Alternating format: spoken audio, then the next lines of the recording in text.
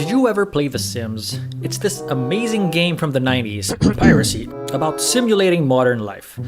You controlled one or more characters called Sims that went through their lives, sleeping, cooking, eating, working, playing, peeing, fighting, and fucking. The game was open-ended, so in the absence of a final objective or fixed storyline to follow, your job as a player was to maintain your Sim's well-being, represented by a bunch of green bars. Now, if you were good at keeping these bars filled and avoiding accidents, you could, theoretically, keep your Sims alive forever. However, they changed this in a subsequent version of the game, Sims 2, by adding an aging mechanism, which is a ceiling on how old your Sims can be. If an original Sims player started playing Sims 2, they might ask, "Why would you take away my ability to be immortal in a game?" To which Maxis, the game studio, might reply, "Realism." Okay, fine, but why didn't Maxis just add a life expectancy bar? It would work like the other bars in that it drains over time, except this one is particularly slow to drain. Well, imagine if you were playing and there's this one bar that is just constantly going down ever so slowly to incessantly remind you of your Sim's imminent and inevitable demise. Would you have a good time? Alright, hide it. I don't need to know. So the developers decided to let us play in blissful ignorance of how long our Sims had left on this green earth. They were even kind enough to add an item to the game, the Elixir of Life, which would extend a Sim's life expectancy by 3 days. Incredible! But wait a minute, remember how adding a life expectancy bar would have been so stressful because we couldn't do anything about it? Well, with the Elixir of Life, that's no longer the case. It could just be like a regular bar, and whenever we found it low, we'd have our Sim chug some Elixir of Life. Problem solved. Now our Sims can once again theoretically live forever. Not exactly. The Elixir of Life is a very expensive item, so you can't realistically expect to have a steady supply. And by steady supply, we mean enough to live forever. But exactly how often will our Sim need an Elixir of Life to actually live forever? Let's say you can get an Elixir of Life only once every 10 days. We know that an Elixir of Life extends your life expectancy by 3 days. This means that every 10 days, your life expectancy goes down by 10 days due to the passage of time, but you also increase your life expectancy by 3 days due to the drinking of the elixir. This means that your net loss to life expectancy is 7 days every 10 days. For example, if your original life expectancy was 1,000 days, you would get an extra 428 days. Not bad.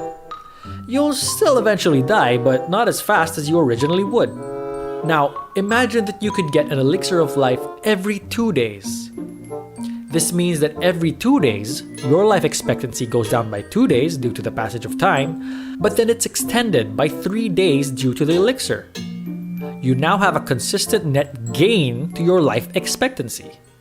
And when you consistently increase your life expectancy faster than the passage of time, this phenomenon is known as longevity escape velocity. This means that your Sim can theoretically be expected to live forever. Okay, so this is definitely great news for your Sims, assuming they could get their hands on the Elixir of Life that often.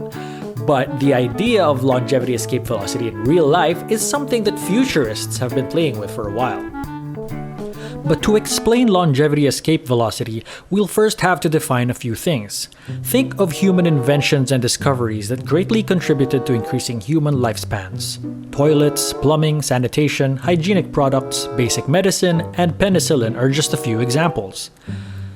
Now let's imagine a simplified world where we can easily measure the total effect of a year's worth of scientific research and technological advancement on a person's life expectancy. For example, maybe in the year that penicillin was discovered, it added 0.21 years of life expectancy to the average person. But in the year when its public availability most greatly increased, it added around 8.15 years. Now let's take a 70-year-old person whose life expectancy is 73 years. By the time he's 71, science and technology gave him an additional 0.1 years of life expectancy, via some new supplement called Agenax, making his new expiry date 73.1 years.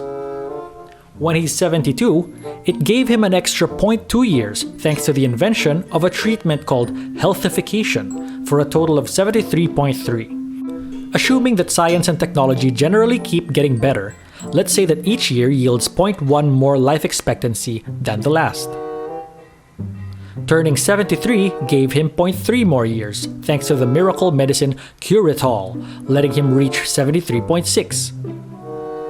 Sadly, he doesn't reach 74 because the new research of that year didn't make it in time, although he did get a few extra months from the research produced before his original expiry date. Now imagine the same scenario, but for someone who was only 2 years younger, starting as a 68-year-old with the same original life expectancy of 73 years. Her life expectancy follows the same trajectory for the next 3 years thanks to access to the same new discoveries. 73.1 at 69, 73.3 at 70, 73.6 at 71. However, she doesn't hit her life expectancy after 3 years, so the process can continue.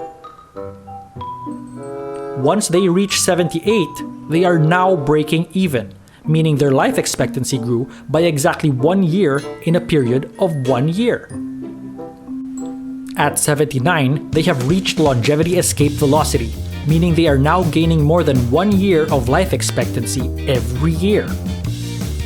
This model is of course greatly simplified, and due to the unpredictable nature of scientific research and technological advancement, it's hard to pinpoint exactly how much additional life expectancy we are getting every year.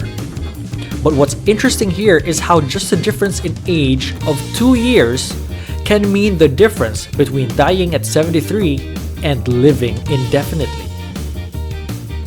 The burning question now is, has humanity reached longevity escape velocity? Has the first person that will live 1,000 years or more already been born? It's a very difficult question to answer and nobody really knows for sure, but we likely won't realize that we've hit longevity escape velocity until much later when we start seeing people live far, far longer than they originally expected to. Futurist Ray Kurzweil estimates that it's just around the corner of this decade. You know what's there? Waiting! Beyond that... Scientific limitations. Immortality! Take it!